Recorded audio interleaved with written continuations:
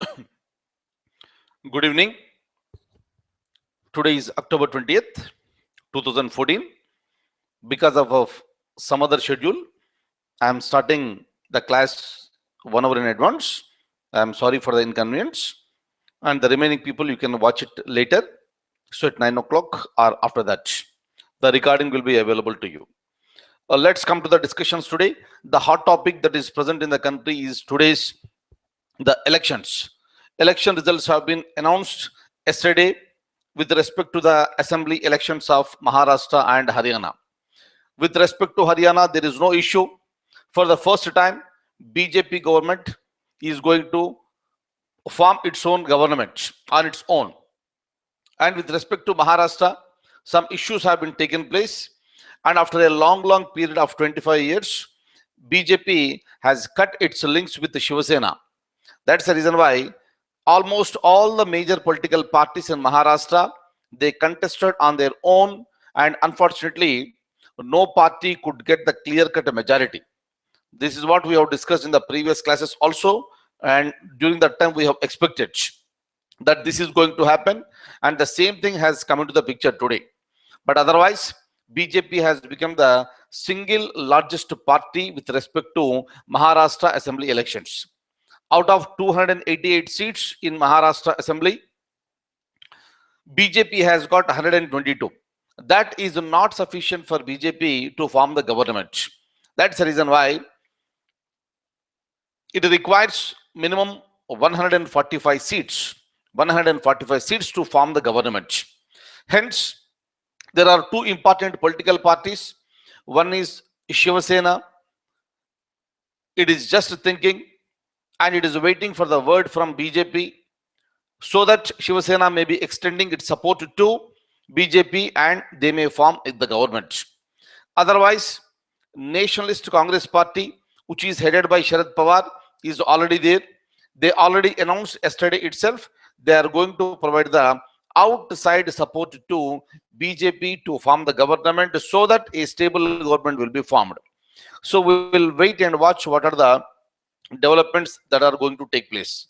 But otherwise, kindly remember, as of today, Maharashtra is under the president's rule. Last month we have seen Prithviraj Chauhan, the chief of Maharashtra, has submitted the resignation letter after NCP has withdrawn its support.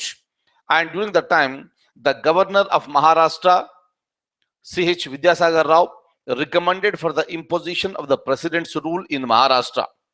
And under the president's rule, the assembly elections have been conducted in Maharashtra and the results are out. And at any point of time, maybe within 1 or 2 days, the government is going to be formed. And there is no doubt the chief minister will be coming from BJP itself. But who will become the chief minister, we have to wait and watch. Otherwise, both political parties, NCP and Shiva Sena, are very much ready to support. And which party support will be taken by BJP, we have to wait and watch. And with respect to Haryana also, there is no doubt, because there is a clear-cut majority for BJP, BJP is going to form the government. Out of 90 seats, BJP got 47. So for the first time, it is going to have its own government in Haryana. I'll just show you the documents. Some records have been created in this election. And what are those records? Followed by some questions, right? We'll have a look at that particular document. Kindly stay on. I'm opening the document now. Look at this. Elections in Maharashtra. Look at the first point. BJP has secured 122 seats out of 288. The total strength of Maharashtra Assembly is 288. And out of that, BJP got 122, which is not sufficient to form the government. BJP, it must need the support of at least 145 members. That's the reason why the support from other political party is a must for the so-called BJP. And we'll just wait and watch the situation in Maharashtra. Otherwise, if you look at this, there was a rift between Shiva Sena and BJP on the adjustment of the seats. This point we have understood in the previous class itself. Otherwise, there was a close association between BJP and Shiva Sena for the last 25 years. And that association came to an end before the elections because Shiva Sena was demanding more number of seats to compete, to contest in the elections. And it wanted to give less number to this BJP. That's the reason why BJP and Shiva Sena, they got separated. They contested on their own, but BJP secured 122. Look at this. All major parties have contested separately. Nationalist Congress Party has already announced that it is ready to extend outside support to BJP. Now, for our information, let me make one or two points very clearer to you. Here you have seen one particular word, outside support. There are two types of supports that are extended. Generally, for example, if you look at Haryana, BJP has secured 47 seats. Hence, there is no necessity for BJP to depend on any political party. Because out of 90, it secured more than half. Without anybody's support, BJP is going to form the government. But whereas in Maharashtra, the situation is really typical. BJP has secured just 122 and it requires some more members to give the support. Hence, it must take the support from some other political parties. And NCP has announced that it is going to give the outside support. Whenever I use the word outside support, the indication is very, very clear. The Nationalist Congress Party does not want to join the government. They are not going to join the government, but depending on the requirements of the support in the assembly, NCP will extend the support to the BJP. If NCP joins the government, then it is called inside support. But NCP has announced that it wants to extend the outside support. Otherwise, if NCP provides the inside support or Shiva Sena provides the inside support, then it will become coalition government. But otherwise, if alone BJP alone forms the government, other political party gives the support from outside, then that is not the coalition government. That is called outside support, that is extended by other political parties. Hopefully I'm clear. I'm opening the screen again. Kindly have a look at this. Look at this. To form the government, BJP requires at least 145 members, but BJP has only 122, right? So that is the reason why it is going to take the support from other political parties. Look at this. I'm going to show you some other points which are important for the examination. I'm just highlighting this particular paragraph. It's really a wonderful thing that happened in the elections. For the by-election in Beed, Beed is a Lok Sabha constituency in Maharashtra. Look at this. I am talking to you about the assembly elections, but in between suddenly I got the Lok Sabha election. You must be knowing there was one important leader of BJP from Maharashtra, that was Gopinath Munde. Unfortunately, that man died in a road accident. And the constitution says very clearly, whenever there is a vacancy that is created in the Lok Sabha, election has to be conducted within 6 months. And this Gopinath Munde has died, and there was a necessity for conducting the election again in Beed constituency for the Lok Sabha. If there is a vacancy and if the election is conducted again, that is called by-election. And that by-election has happened in Maharashtra with respect to Beed constituency, which was headed by Gopinath Munde. But this time what happened is that BJP has fielded Gopinath Munde's daughter as far as the by-election is concerned. And she got elected with a thumping majority, and she created history. For the first time, a person got elected with a margin of 6 lakh votes. 6 lakh votes margin, she got elected.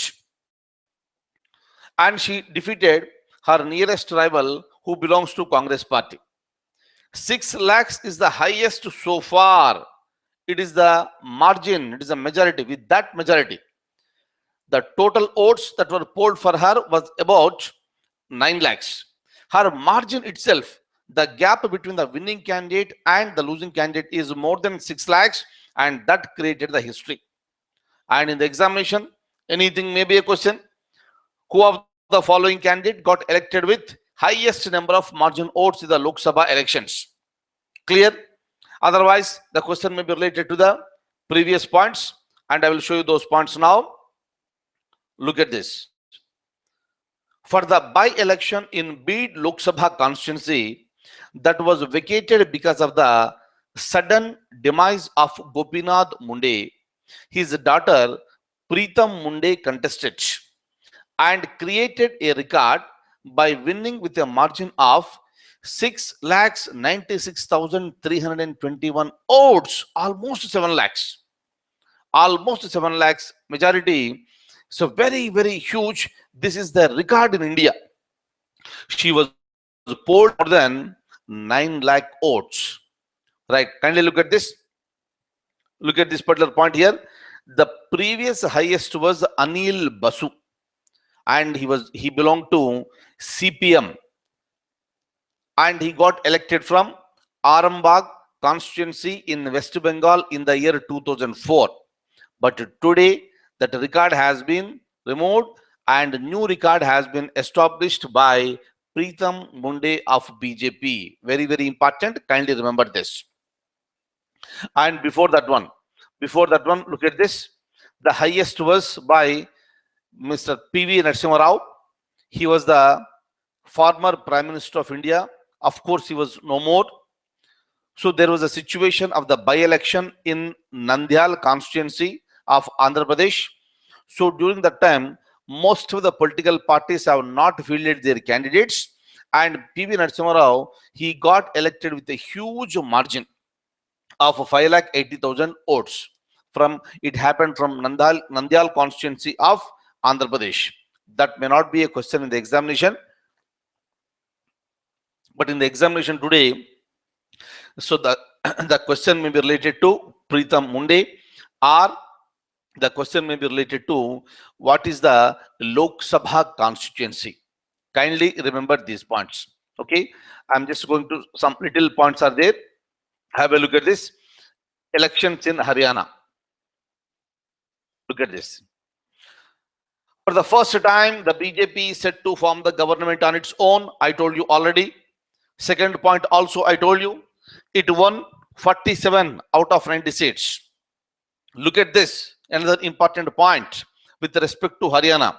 In Haryana, there is a less sex ratio. The number of women is very, very less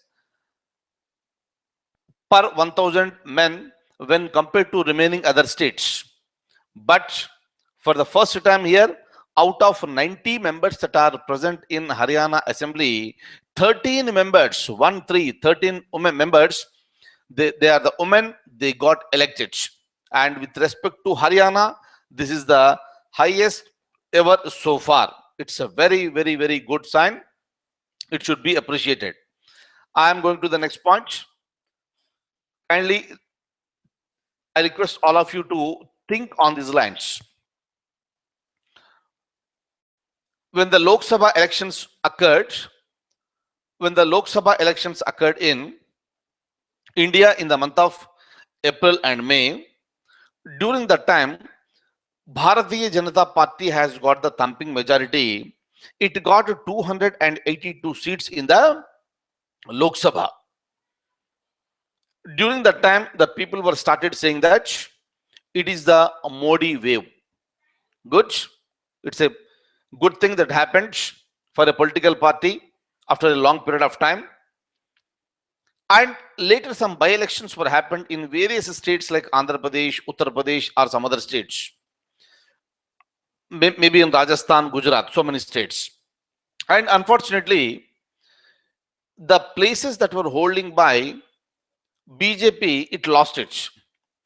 And during that time, people started criticizing that Modi wave is over. But today, what happened is that if you look at both the states, Haryana and Maharashtra, that is a complete wave of the present Prime Minister. And the Congress party also accepted its defeat. Both Sonia Gandhi and Rahul Gandhi, they have accepted their defeat and they have welcomed the verdict of the people, and they also congratulated the BJP party for its success in the assembly elections. And if you look at today's situation, there is no doubt this single party's wave is going on in various parts of the country. There is one important area in India, that is the New Delhi. It is the NCT, National Capital Territory. In the year 2013, we have seen the election was conducted for New Delhi, where I have an assembly with 70 seats.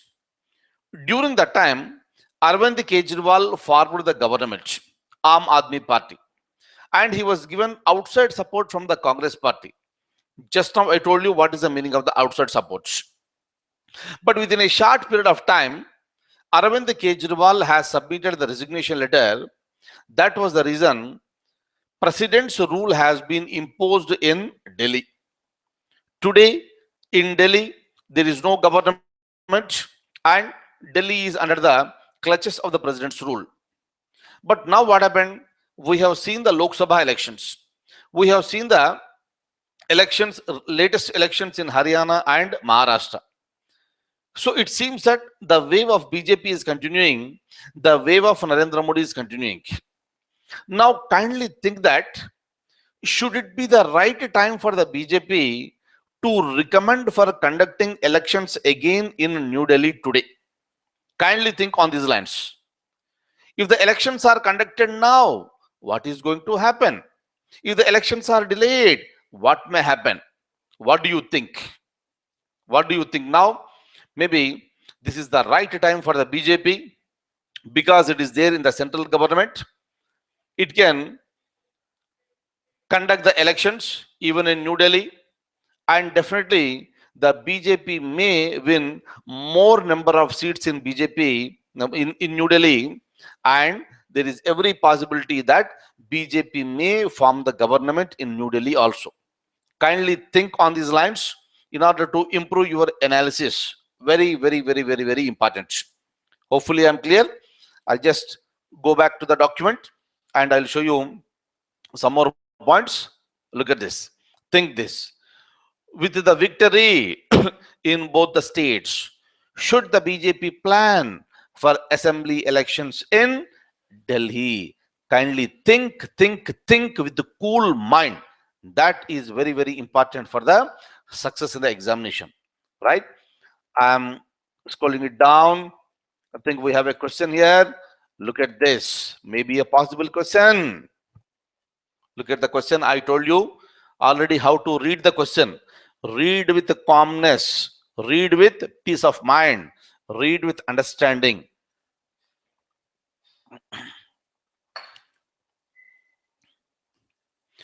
Who of the following was the richest woman? Some spelling is there. Spelling mistake, C-H-E-S-T. Yeah. Richest woman in the country. Right. So she is the richest woman in the country, and she contested in the assembly elections of Haryana and lost the assembly elections. Clear? And if you can look at these options here, it is Neeta Ambani. No, she belongs to Maharashtra here. She did not contest in the elections. Chanda Kochhar. No, she is the head of this ICICI Bank. She also did not contest in the elections. And if you look at option number C, Savitri Jindal. She is the mother of Naveen Jindal. Naveen Jindal, you must be knowing, a business magnate, you must be knowing. And Savitri Jindal is the mother of Naveen Jindal. She contested in the elections and she is the richest woman in the country and she lost the elections in Haryana. So answer should be option number C, that is Savitri Jindal. Arundhati Bhattacharya, you must be knowing this name. She is the chief of State Bank of India. I am scrolling it down. You can look at the answer. Yes, option number C is the answer. Answer is Savitri Jindal. Kindly remember this. In various examinations, these type of questions will be asked. Look at the question again if you want. Who of the following was the richest woman in the country contested in the assembly elections of Haryana and lost the elections? Answer is option number C.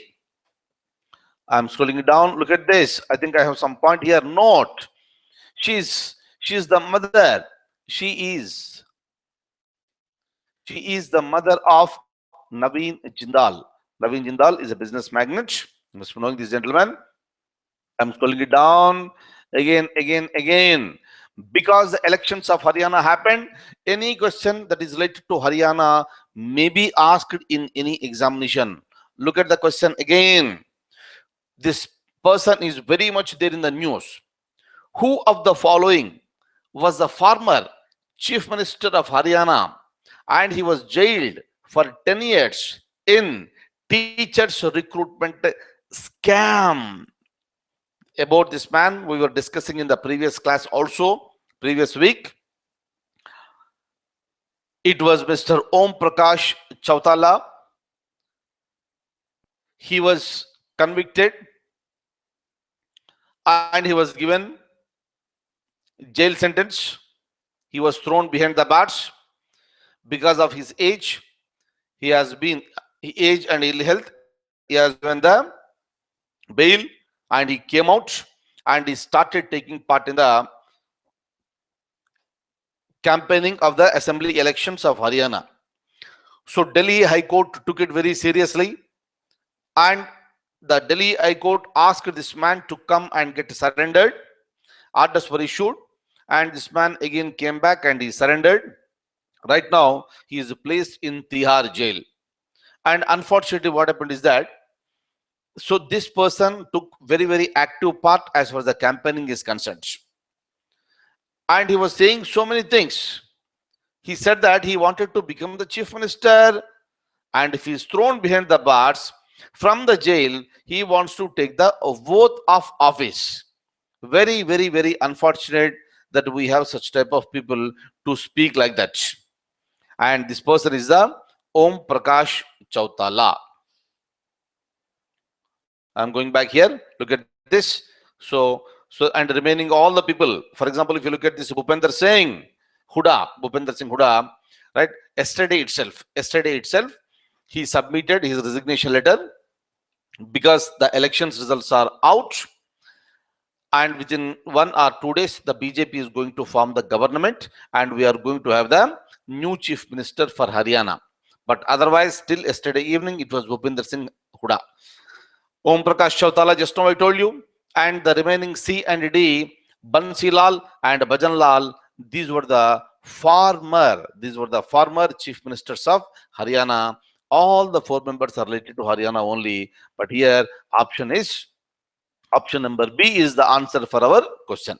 Okay, now I'm going to another point. Now, so we are going to talk something about the Nirbhay. What exactly is this? Here we have a defense system in India. What is this defense system? We have, for protecting our nation, we have Indian Army, Indian Navy and Indian Air Force. So these are the strategic forces that are present in India where the security of the nation will be taken care. But otherwise, there are so many countries in the world which have developed so many missiles. Missile is a weapon which is meant for the massive destruction. And if other countries are possessing certain types of missiles, and if India does not possessing any missiles, it will be a threat to India. So these points I told you in the previous classes also. I'm just repeating it now. But otherwise, India is one of the countries in the world which is very, very fastly developing its own missile system, its own defense system. And for that purpose, we have an organization at the higher level that is called DRDO, Defense Research and Development Organization, which is located in New Delhi. Headquarters are located in New Delhi. And under the guidance of this DRDO, various missiles are being developed. And one of the missiles what we have developed in the recent past is the Nirbhay. The name of the missile is the Nirbhay. The meaning of the Nirbhay is nothing but fearless. There is no fear. So this is the name what we have given to this missile. For quite some time, there was a discussion and our scientists are working for developing this missile. Last year itself, we have testified it, but unfortunately, it went away from the direction, meaning it has been deviated and it was considered to be a failure. But very recently, we have testified Nirbhay missile and it was a success. And it was a success. Very, very soon, that is in the coming 2 years, maybe in the year 2016, this Nirbhay missile is going to be given and added to our Indian Army, Air Force and Navy. The beauty of this missile is that it can be included in all the three strategic forces. It can be used from land, air and waters. From anywhere it can be used. That is the beauty of the system. When it comes to the range, it is more than 1000 kilometers. And another beauty of this Nirbhay is that whenever the war takes place or if you want to attack any particular target, there may not be a single target. There may not be a single target. There may be multiple targets. Whenever there are multiple targets, for our missiles, it will become difficult to identify what exactly is the target to be hit. The beauty of our Nirbhay missile is that out of multiple targets, it will identify the actual target and it will hit that particular target. That is what India has achieved now. And entire our defense research people, they are so happy, they clapped and they enjoyed because it's a great success as far as the this Nirbhay missile is concerned. It is going to be one more feather in the cap of India, and I'll show you the document which is related to that. And after that, again, I have some questions and I will show you those questions to you. Look at this. I'm opening the document now. Right, look at this. This is the missile name. The name is Nirbhay. This is a long-range subsonic cruise missile. I'll tell you what is the meaning of subsonic and cruise here. This loitering capacity means it goes around the target, then attacks. What do you mean by this loitering? Kindly see here, whenever we are sending any missile, it will just move like a rocket. Every missile, please, maybe Agni, Prithvi, all the missiles, they'll be going like a rocket and straight away it will be hitting the target. But when it comes to the Nirbhay, it has the capacity of loitering. Loitering in a sense, it will go near to the target and it will go around the target. It will make a move, then it will hit the target. That is the beauty of this system. And another important thing as far as the Nirbhay is concerned, this works like just like a helicopter. If it is a missile, it should be going like a rocket and lifting it. Even the Nirbhay will also be launched just like in the form of a rocket, but after launching, it will generate some wings. Just like the aircraft wings, it will also have the wings. That is the beauty of this Nirbhay. And I'll show you what is the meaning of this. Look at the document now. This loitering capacity, it goes around the target, then attacks. Look at this. It has the capacity to avoid the detection by enemy radar by flying at low altitudes. This is another beauty thing with respect to Nirbhay. It can fly at the lower altitudes also. Look at this in the brackets. What is it I have written? At the tree level, at the lower level also it can travel, because it has the capacity to avoid the detection by the enemy radar. If enemy radar identify our missile may be targeted and our missile may be shooted down. And today we need not have that worry, because the capacity, with this capacity, it can avoid the detection even by the enemy radar. That is the beauty of this Nirbhay. Look at this. If you look at this first line here I have used two words: long range subsonic cruise missile. Look at this word. What is the meaning of the subsonic? I'm just highlighting. Kindly read this particular line.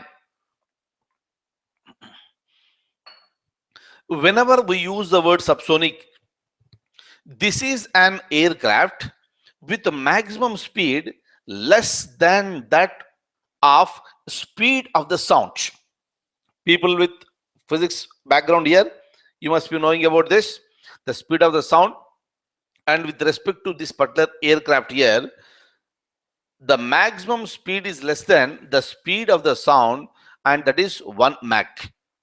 Generally, that it is used to describe an aircraft that flies below Mach 0.8. That is the meaning of the subsonic. Look at the word, text word, cruise missile. What is the meaning of this? Cruise missile, in the sense, it's a guided missile that travels with a constant velocity. It is a guided missile and that travels with a constant velocity. It goes around, then it will be hitting it. Okay, right? Look at the next point again, another important point. This can be used by Army, Air Force and Navy under any weather conditions.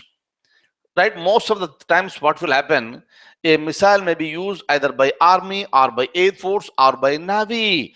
But the beauty of Nirbhay is that it can be used by all the forces, Army, Air Force and Indian Navy. And what are the conditions? Under any weather conditions it can be used. Look at this. It has the range between 1000 and 1500 kilometers. Right? Meaning above 1000 kilometers range. What is the meaning? From here, if you are launching, means it can hit the target which is away 1000 kilometers. That is the basic meaning. Look at this. Nirbhay is manufactured by DRDO. Just now I told you what is the meaning of DRDO. Defense Research and Development Organization. Look at this. Manufactured by DRDO. I'm coming here, highlighting this. Kindly read this important one. This is located in Hyderabad.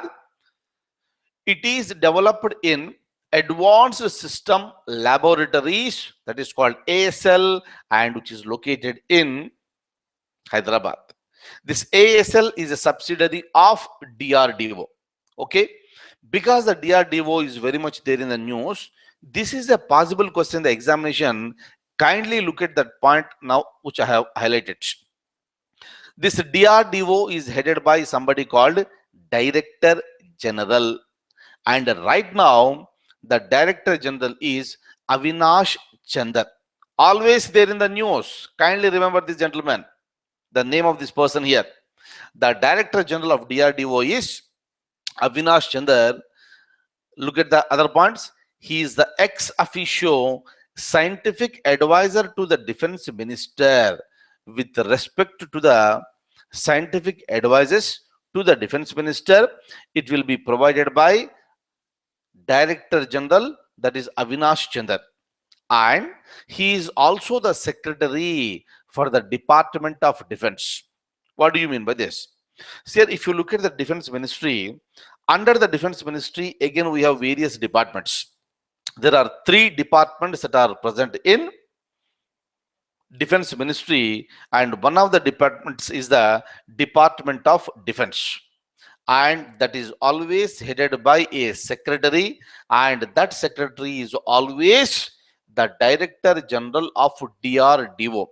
Kindly remember, wherever you come across with the word Avinash Chandra, he is the Director General of DRDO. At the same time, he is a scientific advisor to the Defense Minister, plus he is also the Secretary for Department of Defense. Kindly see here, some of the people, you just look at this word I am highlighting, that is the ex officio. Whenever I use the word ex officio, there is no separate person in this position. Whoever is the Director General, he will automatically become the scientific advisor. Then it is called ex officio. No separate person will be there. Whoever is the Director General, he will automatically become the ex officio scientific advisor to the defense minister. Okay, am I clear? Kindly remember this name. Next one, the headquarters are located in New Delhi. Very, very, very important. Look at this. The Nirbhay is also capable of carrying the nuclear warheads. Very, very, very, very important. Next one, the system is that the Nirbhay picks the target and attacks the target among the multiple targets. Very, very, very important. That is the beauty of this particular system here. There may be more than one target, multiple targets may be there, but the Nirbhay will pick up the target and attacks the target. Look at this. The first test was testified in the year 2013. I told you it was a failure. And the latest one happened just 2 days back. That is October 17th, very, very recently. And it happened from Integrated Missile Test Range that is located in Balasur. Balasur is a place in Odisha. Very, very important. Kindly remember this. Hopefully, I am clear regarding these points. Now, India has another missile in its weaponry. Of course, it is going to be inducted in the year 2016, but India is happy, it is successful. And before it is being inducted into Indian Army, Air Force and Navy, some more tests will be conducted, and hopefully and definitely it is going to be a success, and Indian defense system will be much more strengthened. Look at this. Look at this. This some spelling mistake is there. Yeah. So unlike other missiles, Nirbhay has wings. Look at this. Nirbhay has wings here. But look at this point here. Next one. The Nirbhay will blast like a rocket, and it turns into an aircraft. Hopefully, I'm clear up to this. Now look at the next point. This is another important point for me. I'm just showing it.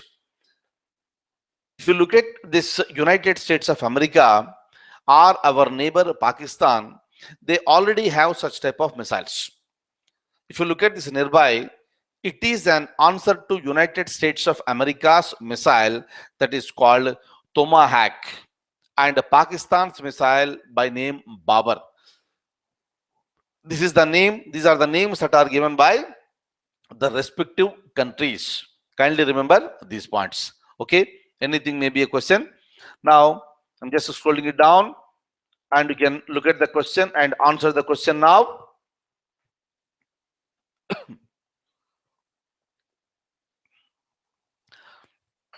In which of the following states the IMTR, Integrated Missile Test Range, is located?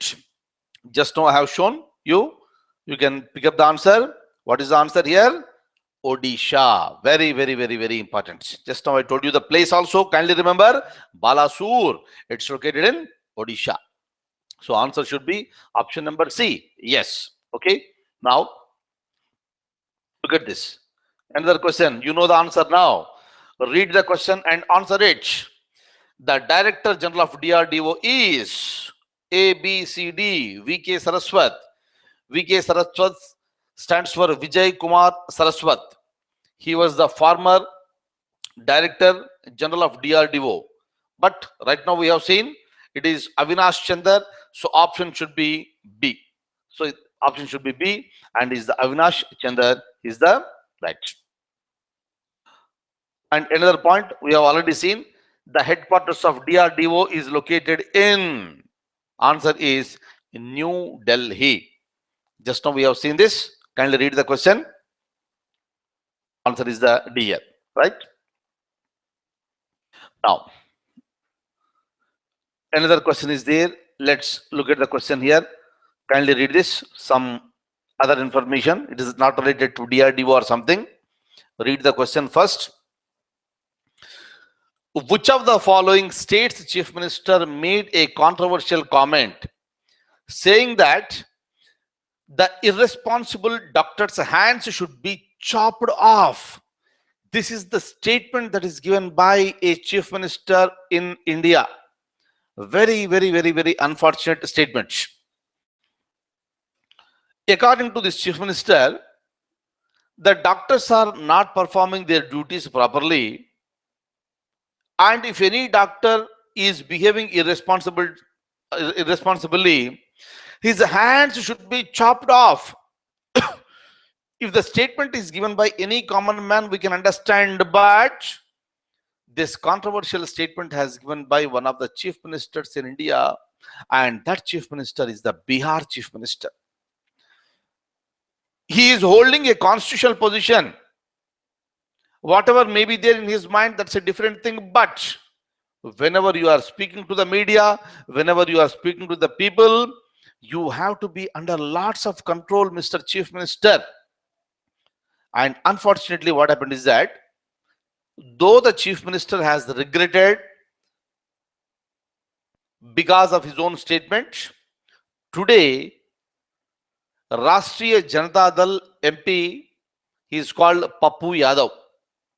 He supported the statement that is given by the Chief Minister. Chief Minister speaking like that is a fault, and supporting that statement by another important person in the country. He is a member of the parliament today, and he supported the statement here. Very, very unfortunate. These are the statements. If the doctors are not behaving properly, action can be taken against them. But using such type of statements is really not at all acceptable in countries like India. Very, very important. And obviously, the answer should be option number C, that is the Bihar Chief Minister. Kindly look at the question here once again. Which of the following states Chief Minister made a controversial comment saying that the irresponsible doctors' hands should be chopped off? Option should be Uttar Pradesh, Telangana, Bihar, and Karnataka. Answer is Bihar, that is option C. Look at this.